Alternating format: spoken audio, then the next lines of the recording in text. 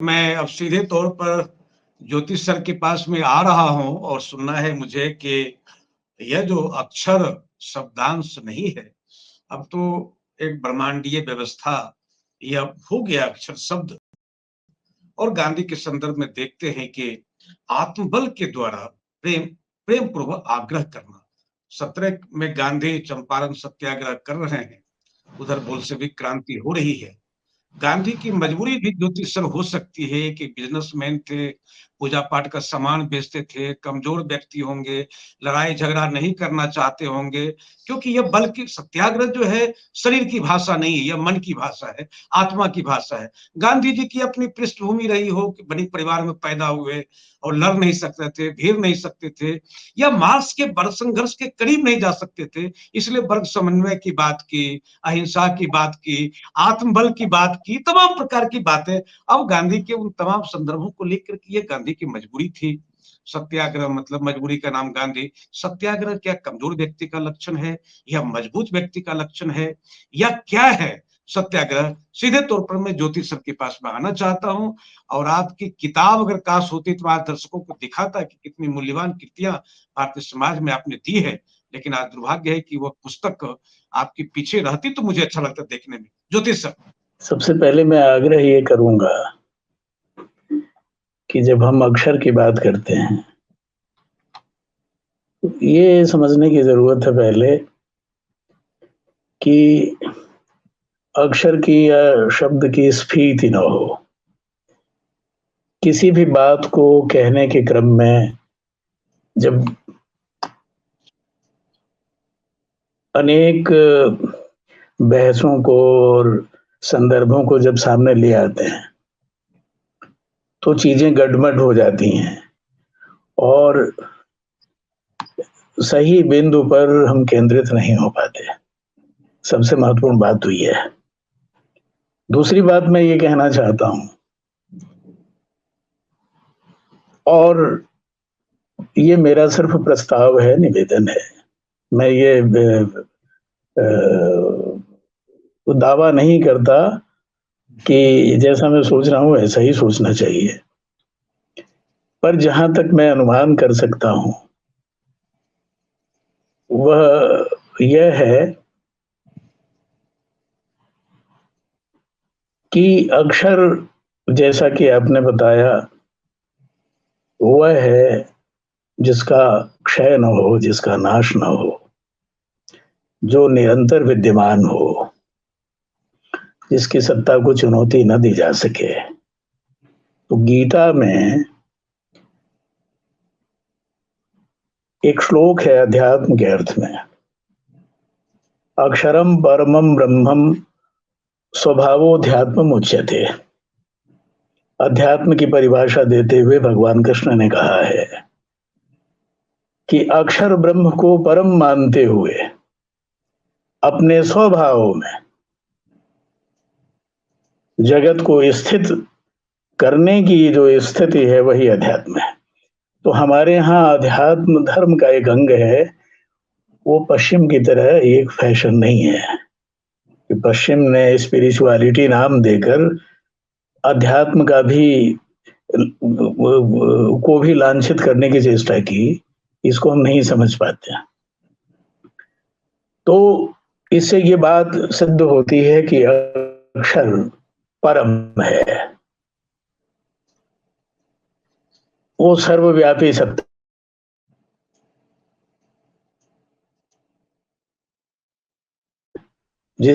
जिसकी ओर भगवान कृष्ण ने गीता में संकेत किया है। तो अक्षर सत्याग्रह का सीधा अर्थ यह है, इसको समझने की बात है।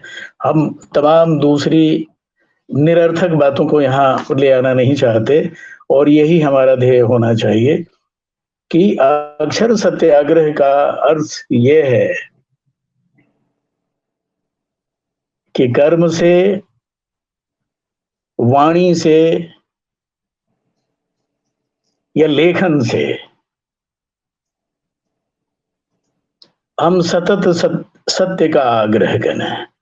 और सत्य का आग्रह, सत्य जैसा कि तुलसीदास ने भी कहा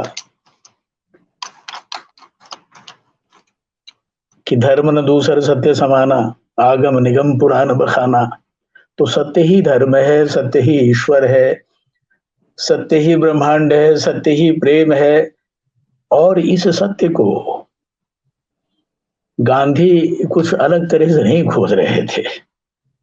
ये हमारा वैदिक सत्य है, हमारी मनीषा का आप्त सत्य है। और गांधी को तो मैं भारतीय ऋषि परंपरा का अंतिम ऋषि कहता हूं। वो दरअसल उनका सारा उद्यम स्वराज प्राप्ति का उद्यम था, और स्वराज प्राप्ति मोक्ष प्राप्ति है। और राजनीति या समाज का जो भी कर्म, जो भी अधिष्ठान उन्होंने लिया, वो उनका एक नैमित्तिक कर्म बन गया था। उनका मुख्य उद्देश्य मोक्ष पाना था, और मोक्ष पाने की तरफ या स्वराज पाने की तरफ भारतीय समाज को ले जाना उनका अभिष्ट था। तो सत्याग्रह जब कहते हैं तो सत्य का आग्रह यानी ईश्वर की अनुभूति का आग्रह, प्रेम का आग्रह, दो आत्माओं के बीच अभिन्नता का आग्रह, परम के प्रति आत्म को विलीन करने का आग्रह, और पूरे संसार में जो कुछ भी है उसको हम ब्रह्म के प्राकट्य के रूप में देखें, इसका आग्रह। तो सत्याग्रह के बारे में सीधे सीधे यही है कि वह सत्य स्वरूप ईश्वर की निरंतर अनुभूति और उसके निमित्त किया जाने वाला अबाध सदाचरण और सत्कर्म है जी। तो यह जो अबाध और सतत सत्कर्म है, सत्य के प्रति आग्रहशील रहते हुए, जी, यह हमारे कर्म में भी हो, हमारे आचरण में भी हो, हमारी वाणी में भी हो, हमारे लेखन में भी हो। और तब हम ऐसे समाज को बना सकते हैं। संस्कृति क्या है? ऐसे समाज को बना सकते हैं जो संस्कारवान हो। संस्कृति का सीधा मतलब समाज को संस्कृत करने वाला, समाज को जो संस्कार दे, वो संस्कृति है।